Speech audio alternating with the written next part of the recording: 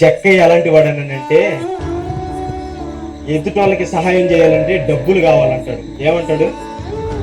నువ్వు నాకు డబ్బు ఇస్తేనే నేను ఏదైనా చేయగలుగుతానని చెప్పి స్వభావం కలిగిన వ్యక్తి ఎవరు?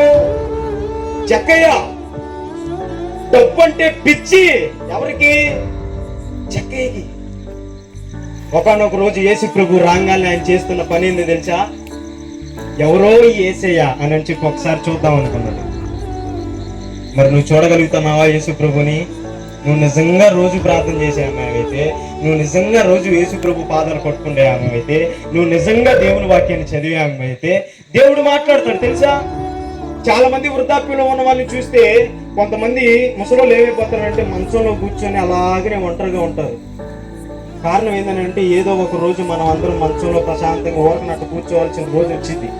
ఆ రోజు రాకముందే, నీ శరీరంలో ఆరోగ్యం పోకముందే, దేవుడు నీకు చూపుతున్న కృపను నువ్వు పోగొట్టుకోకముందే నువ్వు యేసు ప్రభు మీద ఆశ కలిగి ఉంటే దేవుడు ఏం చేస్తాడని అంటే మధ్యాకాశంలో నిన్ను ఎదుర్కోవటానికి ఆయన వస్తాడు.